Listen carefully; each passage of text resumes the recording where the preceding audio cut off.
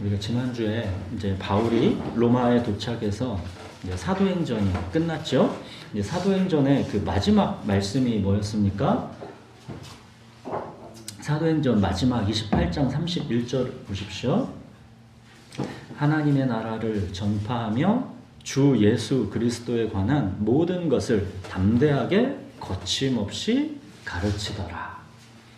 오늘부터 나가는 이제 로마서는 시간상으로는 이 바울이 로마에 도착하기 약 3, 4년 전쯤에 3차 선교 여행 때 이제 고린도에서 3개월간 이제 머물렀을 때 그때 쓴 편지입니다. 바울이 아직 로마에 들어가기 전에 이제 언젠가는 꼭 로마에 가고 싶다라고 해서 로마에 있는 그리스도인들에게 쓴 편지입니다. 바울이 로마에 들어오기 전이지만 이미 로마에는 그리스도인들이 있었습니다. 로마에는 어떻게 그러면 복음이 전해져서 이미 그리스도인들이 있었겠습니까? 우리가 사도행전 2장에서 오순절 성령 강림 때, 그쵸? 그때 수많은 사람들이 회심하지 않았습니까? 그때 오순절 명절을 맞아가지고 각지에서 흩어져 살던 유대인들이 이제 예루살렘에 이제 명절 때 온 것이죠. 오순절 때. 그들 중에 로마로부터 온 유대인과 유대교로 개종한 이방인들도 있었습니다. 사도행전 2장 10절에 보시면 그게 나오죠. 사도행전 2장 10절에 보시면 로마로부터 온 나그네 곧 유대인과 유대교에 들어온 사람들 이렇게 나오죠. 그러니까 그들이 오순절 성령 강림 때 그 자리에 있었고 그들이 이제 베드로 오순절 설교 때 회심해서 예수 그리스도를 믿은 그 3,000명 중에 있었던 것입니다. 그들이 이제 오순절 명절을 보내고 이제 다시 이제 로마로 돌아온 다음에 로마에 이제 교회가 시작된 걸로 이렇게 봅니다. 자, 이 로마에 있는 그리스도인들에게 바울이 복음이란 무엇인가를 주제로 쓴 편지, 그게 우리가 오늘부터 시작하는 로마서입니다.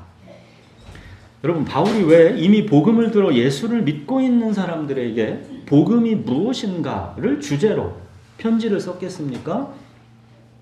그들이 복음을 제대로 다시 들어야 할 필요가 있었기 때문입니다. 나중에 우리가 이제 로마서 14장, 15장에 보면 나오지만 이 로마에 있는 교회들은 유대인과 이방인이 이제 서로 섞여 있으면서 서로를 판단하고 비판하면서 교회 안에 갈등이 있었습니다. 바울은 로마서 14장 10절에서 그들을 이렇게 책망하지요. 네가 어찌하여 내 형제를 비판하느냐? 어찌하여 내 형제를 업신여기느냐? 그들이 복음 안에 온전히 서 있지 못했던 것입니다. 그들은 복음이 뭔지를 제대로 다시 배울 필요가 있었던 것입니다. 이건 오늘날 우리에게도 마찬가지입니다. 우리도 습관적인 종교 생활로 교회를 다니기는 하지만 복음이 무엇인지를 잘 모르고 있는 경우가 많은 거죠.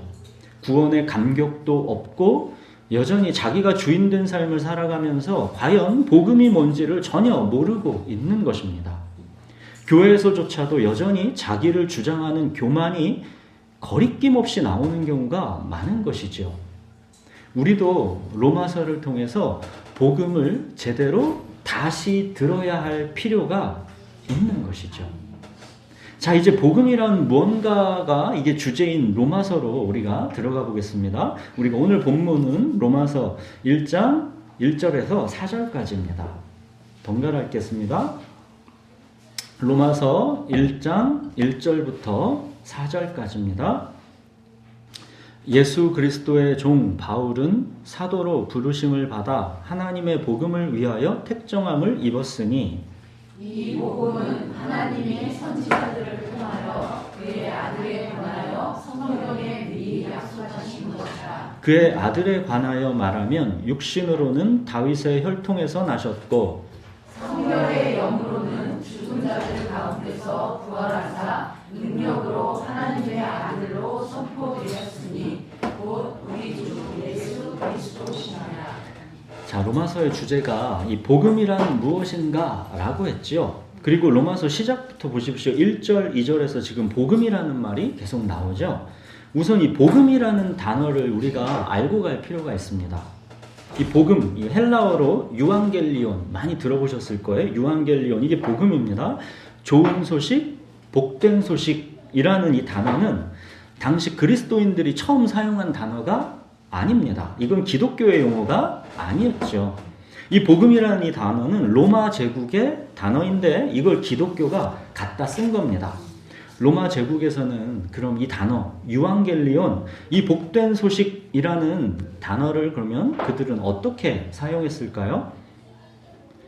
왕의 아들이 태어났을 때, 왕이 전쟁에서 승리했을 때, 왕이 대관식을 하고 왕으로서의 통치를 시작했을 때, 이 복음이라는 단어를 그때 사용하는 겁니다.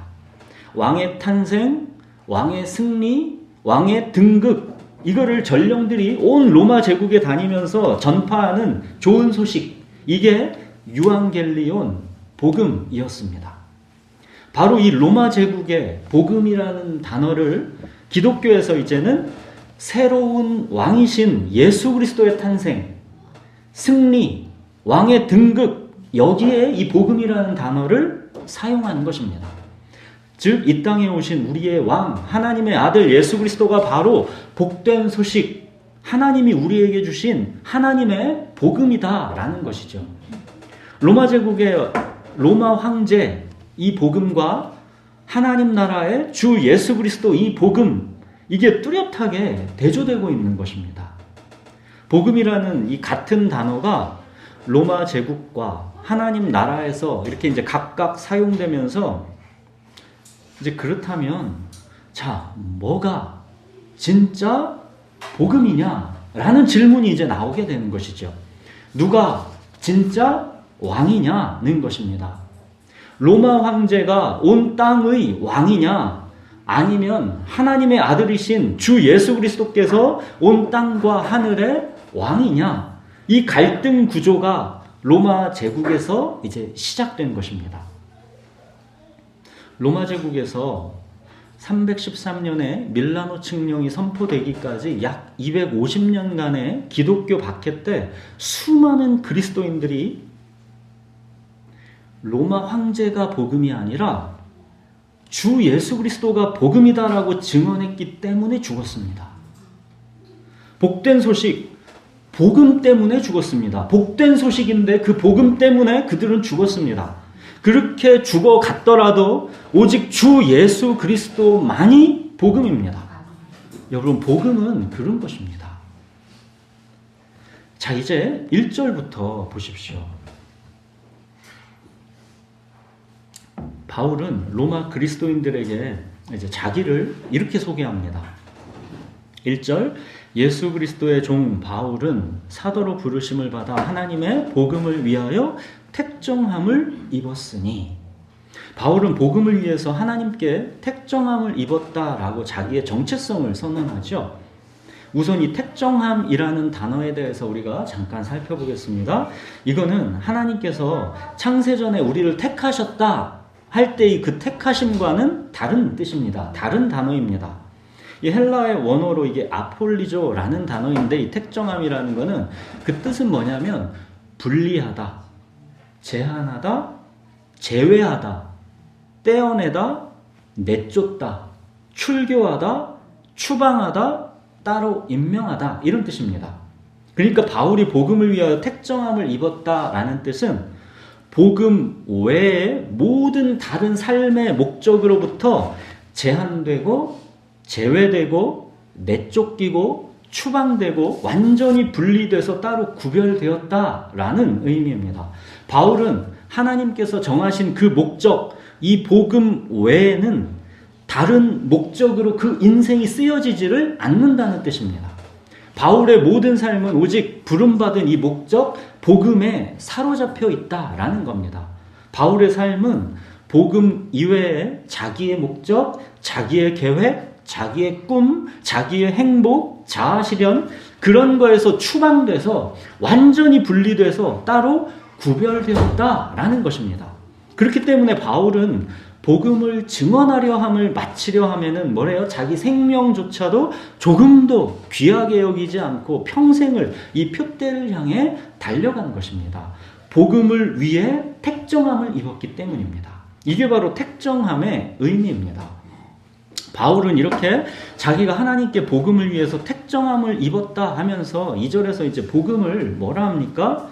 대체 이제 복음이 뭐길래 그 복음을 위해서 바울은 다른 모든 삶의 목적에서 추방되고 분리돼서 따로 구별되었느냐라는 것이죠.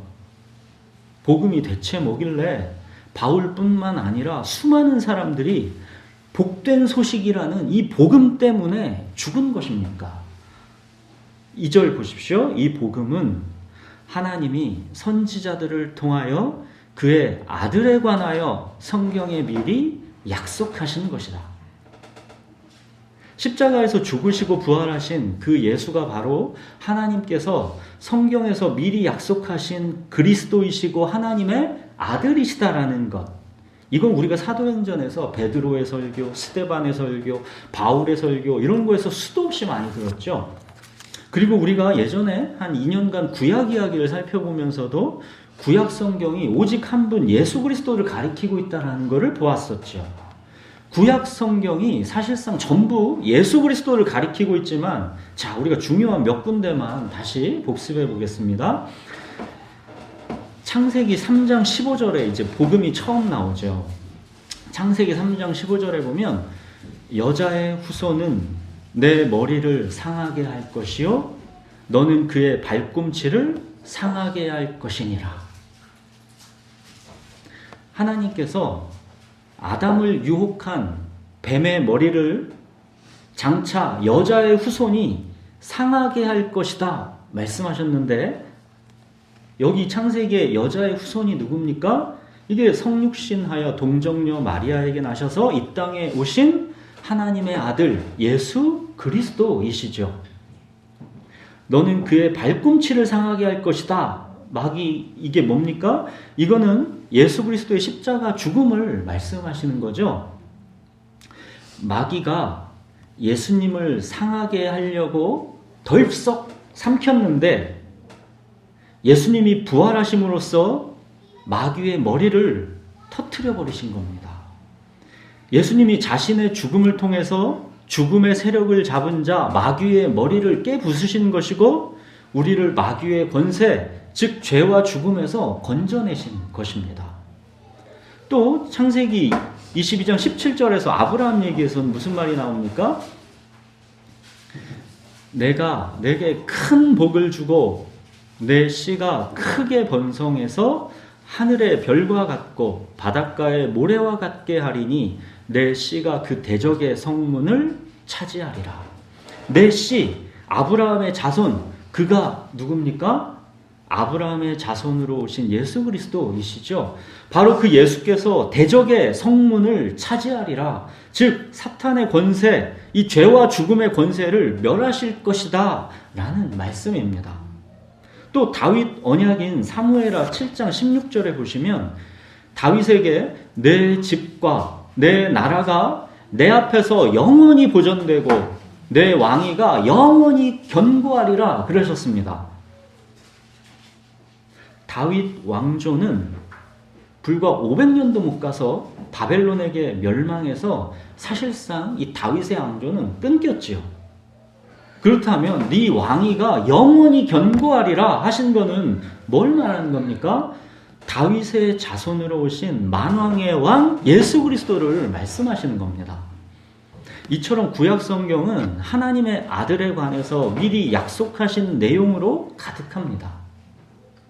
모든 말씀이 오직 한 분 예수 그리스도를 향해서 집중되어 있는 것입니다.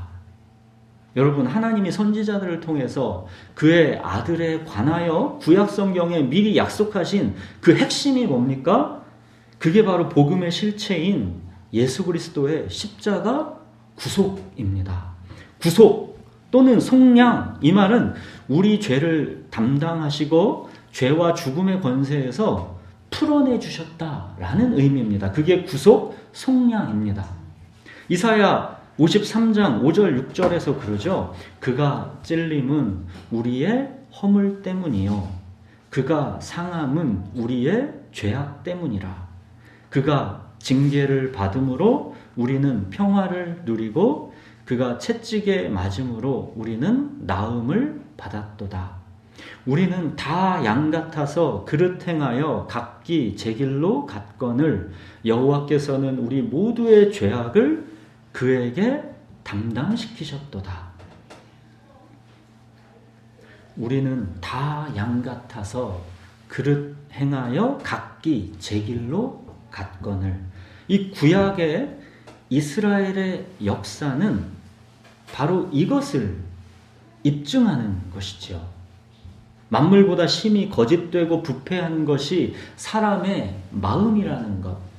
의인은 없나니 하나도 없다는 것. 인류 역사와 우리 자신의 실제 경험이 이거를 증명합니다. 여호와께서는 우리 모두의 죄악을 그에게 담당시키셨도다. 이것이 바로 하나님께서 그의 아들에 관해서 성경에 미리 약속하신 바로 그 구속입니다. 여호와께서는 우리 모두의 죄악을 그에게 담당시키셨도다. 자기밖에는 사랑할 줄 모르는 이기적이고 교만한 형편없는 우리의 삶에 여러분 예수 그리스도의 십자가 구속이 없었다면 우리는 정말 어찌할 뻔했습니까? 매일 잠들기 전에 오늘 하루를 돌아보면 내 삶의 실력이 얼마나 말씀과 믿음과 동떨어져 있고 형편없는지를 우리가 절감하게 되죠. 예수님이 내 죄를 담당해 주시지 않았다면 매일 우리는 큰일 날 뻔한 것이죠. 저는 매일 큰일 날 뻔합니다. 매일 제 삶에 실력이 없다라는 것을 형편없는 내 삶과 믿음의 분리, 이거를 절감합니다. 그렇게 매일 매순간 큰일 날 뻔한 우리에게 예수님이 오신 것입니다. 예수님의 십자가 보혈로 내 모든 죄와 허물을 가리워 주시고 의의 예복으로 입혀 주셨기 때문에 우리는 형편없는 우리의 삶의 실력에도 불구하고 하나님의 은혜와 평안을 또다시 누리고 있는 것입니다. 자, 이제 바울은 3절에서는 하나님의 아들의 인성을 말하고 있고 4절에서는 신성에 대해서 설명합니다. 인성과 신성. 예수님은 사람으로 오셨으나 하나님이시다라는 겁니다. 사람이 되신 하나님. 이것이 기독교의 가장 중요한 핵심입니다. 3절 보십시오. 그의 아들에 관하여 말하면 육신으로는 다윗의 혈통에서 나셨고.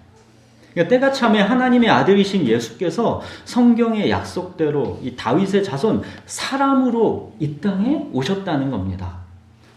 이번엔 또 4절 보십시오. 성결의 영으로는 죽은 자들 가운데서 부활하사 능력으로 하나님의 아들로 선포되셨으니. 그러니까 사람이신 예수님이 성경대로 죽으시고 성경대로 부활하셔서 하나님의 아들로 선포되셨다라는 겁니다. 즉 다윗의 예언대로 그리스도는 다윗의 자손이면서 동시에 다윗의 주님이다라는 겁니다. 어떻게 자손이면서 주님일 수 있느냐는 거죠. 예수님은 하나님이시다라는 겁니다. 그래서 이제 3절과 4절을 요약하면 그게 이제 4절 뒤에 나오는 그겁니다. 4절 뒷부분 곧 우리 주 예수 그리스도시니라. 그러니까 예수님이 바로 성경의 약속대로 다윗의 혈통으로 오신 다윗의 자손 그리스도이시고 첫 번째, 또 죽음에서 부활하신 다윗의 주님, 우리의 주님이라는 겁니다. 두 번째, 그리스도이시고 주님이시다. 자, 여러분, 이 주님이다라는 뜻은 예수님은 영원하신 하나님이다라는 것을 말하는 겁니다. 도마가 부활하신 예수님을 보고 그랬죠. 나의 주, 나의 하나님. 예수님을 보고 그랬습니다. 신약 성경에서 예수님께 쓰여지는 이 주님이라는 단어는 구약 성경에서 하나님께 쓰여진 여호와라는 단어랑 같은 뜻입니다. 그러니까 우리가 예수님께 주님이다라고 하는 것은 예수님이 영원하신 하나님이시다라는 것과 같은 뜻입니다. 우리가 예수님을 주님이다라고 하는 것은 도마처럼 나의 주, 나의 하나님이다라고 부르는 것입니다. 그만큼 이 주님이라는 단어는 어마어마한 겁니다. 근데 우리가 주님이라고 부르면서 나의 권리를 그 앞에서 주장하거나 주님이라고 부르면서 그 앞에서 내 삶을 내어 맡기지 못하고 염려와 불안이 있다면 그건 우리가 이 주님이라는 단어가 뭔 뜻인지를 모르고 있다는 것이죠. 사랑하는 여러분, 십자가에서 못 박히시고 부활하신 예수님이 곧 구약 성경에서 하나님이 보내겠다 약속하신 그리스도이시고 우리의 주님, 즉 영원하신 하나님이십니다. 그리스도이시고 주님이십니다. 사람이 되신 하나님. 자, 이게 뭘 말하는 겁니까? 사람이 되신 하나님. 하나님은 어떤 막연하고 신비한 저 멀리 계신 신이 아니라 또는 어떤 추상적인 절대 이성이나 궁극적인 에너지 그런 게 아니라 하나님은 우리와 지금 여기에 구체적으로 함께 하시기 위해서 임마누엘, 즉 관계로 오셨다라는 겁니다. 그러니까 아브라함의 하나님, 이삭의 하나님, 야곱의 하나님, 모세, 다윗의 하나님이 나의 하나님이 되셨다라는 겁니다. 우리는 하나님께서 약속대로 보내신 이 눈에 보이고 손으로 만져지는 사람이신 예수 그리스도 때문에 보이지 않는 천지를 창조하신 그 하나님, 아브라함과 야곱과 다윗의 그 하나님이 지금 내 삶의 현실 속에서 생생하게 살아계시다라는 것을 그래서 믿을 수가 있는 겁니다. 그래서 아브라함과 다윗의 이야기, 하나님 백성의 이야기, 이 성경의 이야기가 지금 나의 이야기가 되는 것입니다. 이걸 연결해 주시는 분이 바로 하나님께서 보내신 그리스도 예수이십니다. 주 예수 그리스도. 예수님은 하나님께서 성경으로 약속하신 그리스도시다라는 것. 그 예수님이 곧 영원하신 하나님이신 우리의 주님이시다라는 것. 그래서 주 예수 그리스도, 이게 복음입니다. 주 예수 그리스도. 2절에서 4절까지 해서 중간을 다 빼면 어떻게 됩니까? 2절에서 4절까지 해서 중간에 설명하는 부분을 다 빼면 2절에서 4절을 보시면 이 복음은 그래서 뒤에 뭡니까? 곧 우리 주 예수 그리스도시니라. 예수님이 그리스도이시고 주님이신 것, 이게 복음입니다. 우리가 매일 복음 할 때 우리가 복음이 뭔 뜻인지는 알고 복음이라고 해야 될 거잖아요. 예수님이 그리스도이시고 주님이신 것, 이게 복음입니다. 사랑하는 여러분, 예수님이 성경에서 약속된 그리스도이시기 때문에, 첫 번째 그리스도이시기 때문에 그 예수님의 십자가 구속으로 말미암아서 우리에게는 결코 정죄함이 없는 것이고 그 무엇도 하나님의 사랑에서 우리를 끊을 수가 없는 겁니다. 또 두 번째, 그 예수님이 부활하셔서 우리의 주님이 되셨기 때문에 우리의 모든 삶은 이제 우리의 형편과 처지, 죄와 실패를 우리 지루하게 반복하는 형편없는 우리의 수준에도 불구하고 모든 게 합력해서 선을 이루는 것입니다. 바로 그 주님이 우리의 목자이시기 때문에 그래서 우리는 부족함이 없는 겁니다.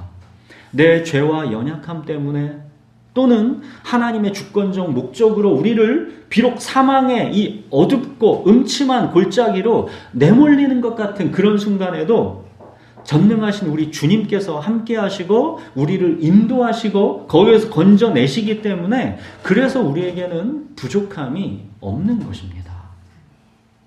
바로 이 주 예수 그리스도, 이 복음 때문에 우리가 하나님의 은혜와 평강 속에서 사는 것이고 우리에게 부족함이 없는 것입니다. 그래서 복된 소식, 복음인 것입니다. 여러분, 이거는 꼭 외우십시오. 우리가 구구단을 외우는 것처럼, 수학 공식을 외우는 것처럼, 이게 뭔 뜻인지 몰라도, 무슨 원리인지 아직 우리가 다 이해하지 못해도 우선은 그냥 외우십시오. 뭘 외우냐? 복음이 뭐냐?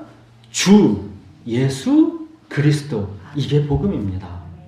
우리가 지난 5년 이상을 구약 이야기를 그렇게 오래 했고, 그 다음에 누가복음을 이어서 했고, 그 다음에 사도행전을 이 5년 이상을 쭉 공부해온 게 뭡니까? 주 예수 그리스도가 복음이다. 이 짧은 한 문장 깨닫기 위해서 그 5년 이상을 우리가 성경을 쭉 보았던 겁니다. 주 예수 그리스도가 복음이다. 이게 처음에는 무슨 말인지를 모릅니다. 주 예수 그리스도 복음이라는데 그게 뭔 뜻인지. 근데 우리는 이게 5년 이상을 이걸 공부해온 겁니다. 여러분, 남들이 야 복음이 뭔데? 니네 맨날 복음 하는데 라고 물으면 자동적으로 주 예수 그리스도 이렇게 답하시면 됩니다. 그게 뭔 뜻인데? 그러면은 이제 찬찬히 설명해 주시면 됩니다. 하나님의 아들이 이 땅에 그리스도, 즉 나의 구원자로 오셔서 나의 죄를 대신하서 죽으셨어. 그리고 부활하셔서 죄와 죽음을 멸하시고 나의 주님, 나의 하나님이 되셨어. 그분이 바로 예수 그리스도, 나의 주님이시고 주 예수 그리스도 그분 자체가 바로 복음이야. 이렇게 설명하기 어려우면 내가 아직 그것까지 잘 설명 못해. 그냥 교회 한번 와봐. 이렇게 말씀하셔도 됩니다. 여러분, 아직은 조금 어려울 수 있지만 주 예수 그리스도, 이 복음이 뭘 의미하는지 여러분의 지식과 여러분의 경험으로 이거를 알고 있어야 합니다. 그래야 잘 설명해 줄 수 있지 않겠습니까? 예수 믿으면 복 받는다, 건강해진다, 장수한다, 부자 된다, 이렇게 복음 전하지 말라는 거예요. 그게 복음이 아니니까. 주 예수 그리스도가 복음입니다. 이걸 전하는 게 복음을 전하는 겁니다. 베드로전서 3장 15절에서 그러죠. 너희 속에 있는 소망에 관한 이유를 묻는 이에게는 대답할 것을 항상 준비해라. 주 예수 그리스도, 이 복음이 뭔지를 내가 깊고 풍성하게 경험하고 있어야, 내가 지식으로 또 명확하게 알고 있어야 다른 사람이 복음이 뭐냐 하면 가르쳐 줄 수 있지 않겠습니까? 주 예수 그리스도의 뜻은, 예수님은 하나님께서 성경으로 약속하신 구원자, 즉 그리스도시다라는 것. 그 예수님이 곧 영원하신 하나님, 우리의 주님이시다라는 것. 이 예수를 중심으로 주 그리스도, 그러니까 예수가 그리스도이시고 주님이시다. 이게 기독교의 심장입니다. 주 예수 그리스도, 이 뭔지 모르겠는 이 짧은 압축 파일과도 같지요. 이 압축 파일을 쫙 풀어놓은 게 로마서입니다. 로마서가 이 주 예수 그리스도 이거를 풀어놓은 게 로마서예요. 또한 이거를 더 길게 역사 속에서 이야기로 길고 자세하게 쫙 펼쳐놓은 거, 이게 뭡니까? 이게 성경입니다. 그래서 바울이 주 예수 그리스도에 관한 모든 것을 담대하게 거침없이 가르쳤다는 겁니다. 이 성경 전체는 주 예수 그리스도 이 하나에 모아져 있는 것이기 때문에, 사랑하는 여러분, 우리가 늘상 말해왔던 삶의 주권자는 살아계신 하나님이시다라는 것, 우리 삶의 환경과 상황들이 결코 우연이 아니라 하나님의 주권과 섭리 가운데서 이게 쫙 펼쳐지고 있다라는 것, 이거는 근거 없는 낙관주의가 아닙니다. 허약한 긍정의 힘이 아닙니다. 마인드 컨트롤이 아니라는 거예요. 하나님이 보내시겠다고 약속하신 예수 그리스도가 실제로 오셨기 때문에, 그 예수께서 죽으시고 부활하셔서 온 땅과 하늘의 주님으로 선포되셨기 때문에, 그 주님께서 이제 내 안에 사시기 때문에, 그래서 우리는 내 삶의 현실이 하나님의 역동적 주권 속에서 펼쳐지고 있다라는 것을 확고하게 믿을 수가 있는 겁니다. 그렇기 때문에 우리는 우리 삶에 펼쳐지는 모든 환경과 상황 속에서 시간의 과정을 신뢰하면서 인내하고 견디는 것이고 우리가 넉넉히 이기는 것입니다. 비록 매일 내 형편없는 삶의 실력에 큰일 날 뻔하지만 예수님 때문에 우리가 여전히 하나님의 은혜와 평강 속에서 안전한 것입니다.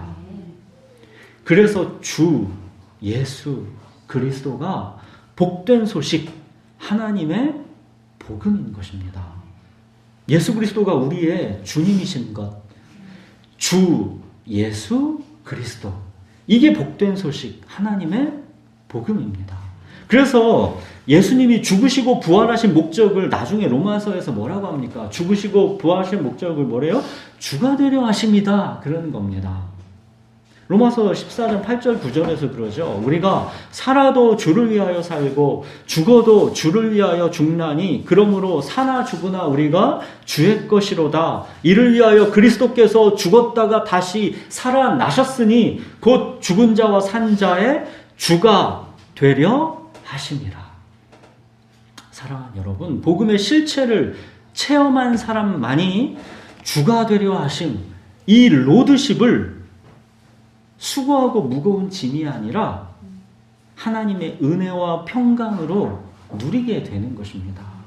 여러분, 로드십은 율법이 아니라 로드십 자체가 구원의 핵심입니다. 예수 그리스도의 십자가 구속, 이 복음의 실체를 체험한 사람은 자기 밑바닥을 다 확인했기 때문에 자기에게서는 어떤 선함과 의로움도 이제 자신할 수가 없는 것이죠.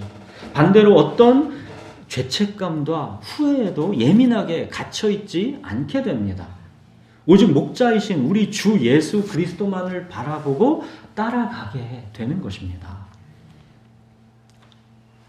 여러분, 이처럼 주 예수 그리스도만이 복음입니다. 이거는 다른 말로 말하면 사람은 복음이 아닙니다. 사람은 복음이 아닙니다.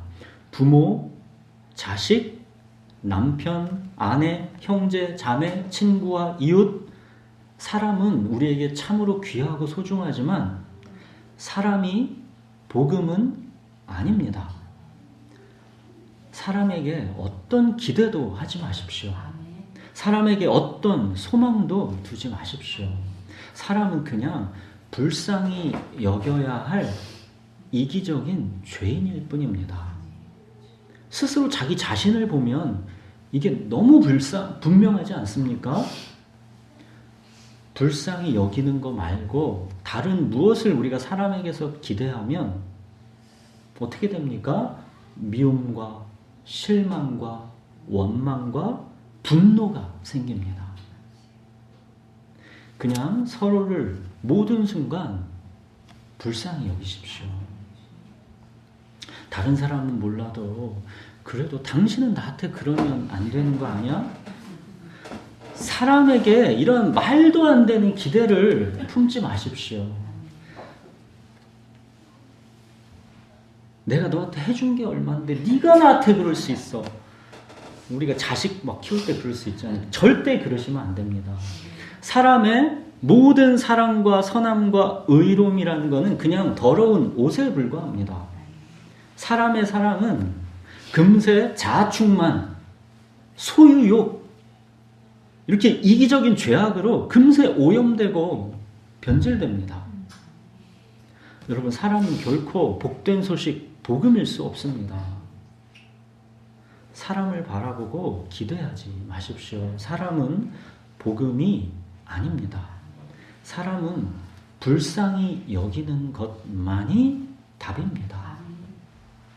자, 또한 사람이 복음이 아닌 것처럼 돈이 많고 건강하고 성공하는 것도 이 땅을 살아가기에 즐겁고 편안하고 짜릿한 것은 사실일 수 있지만 그게 복음은 아닙니다. 돈이 아무리 많고 몸이 아무리 건강하고 내가 원하는 일에 크게 성공할지라도 그게 나를 죄와 죽음에서 구원하지 못합니다.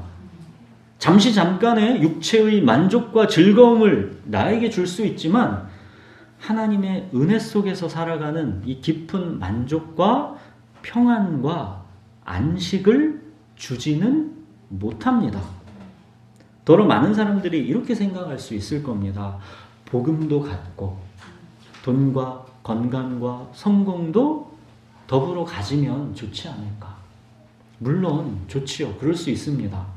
하나님의 은혜 속에서 깊은 만족과 평안을 누리고 있는 사람이 돈도 많고 건강하고 자기가 하는 일에서 크게 성공할 수도 있습니다. 그러나 문제의 핵심은 순서입니다.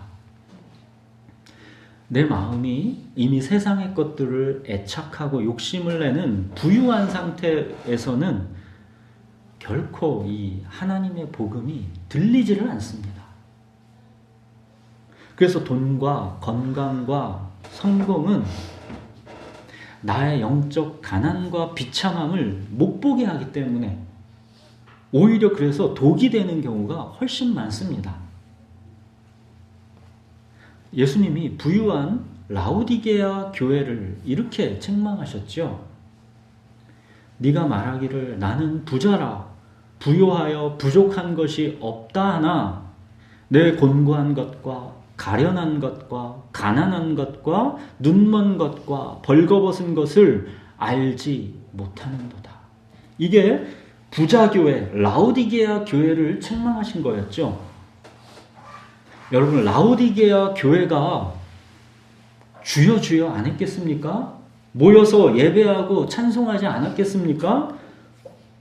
뜨겁게 찬송했겠지요. 하나님께서 자기들의 부유함을 주셨다. 그 하나님의 축복이라고 자랑하면서 사실은 하나님이 아니라 자기들의 부유함을 애착하고 의지하는 것이지요. 부유한 자는 하나님을 나를 위하여 나를 인도할 신으로 그렇게 자기 행복과 자아 실현의 수단으로 여기기는 쉽습니다. 부유한 사람은 증거가 있기 때문에 내가 부자가 됐고 내가 건강하고 내가 성공했고 내 자식들도 잘 되고 나에게 뭔가 이 복이라는 내가 기뻐하는 증거가 있기 때문에 하나님을 나를 위하여 나를 인도할 신이라고 이렇게 하나님을 섬기는 게 쉽습니다.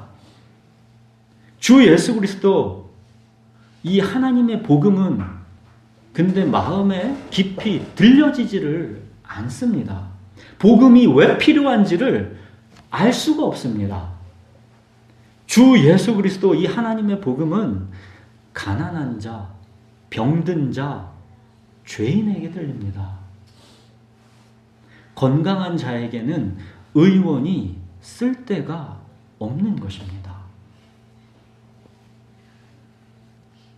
죄로 인한 무서운 죄책감, 물을 땅바닥에 다 쏟아버려서 주워 담을 방법이 없이 필경 죽게 돼버린 이 죄의 끔찍한 결과에 대한 탄식과 절망. 그러나 그런 나에게 하나님께서 베푸신 방책, 예수 그리스도께서 나를 위해 죽으시고 부활하셔서 나의 주님, 나의 하나님이 되신 것.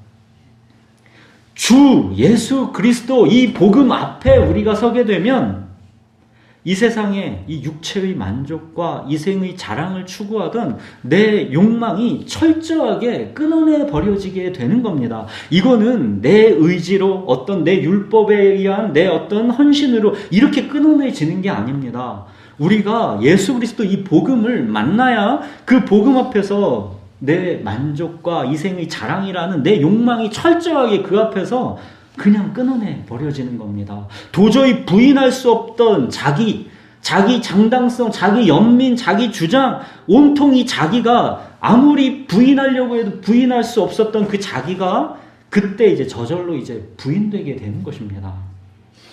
복음밖에는 이 일을 우리에게서 해주지를 못하는 겁니다. 그래서 바울이 그러는 거예요. 내가 이 복음을 부끄러워하지 않는다. 이 복음은 모든 믿는 자에게 하나님의 구원을 주시는 능력이다. 그래서 나는 이 복음을 부끄러워하지 않는다는 것이죠.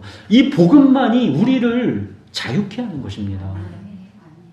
주 예수 그리스도, 오직 주님만이 이제 나의 모든 것이 됩니다. 여러분, 복음은 그런 것입니다.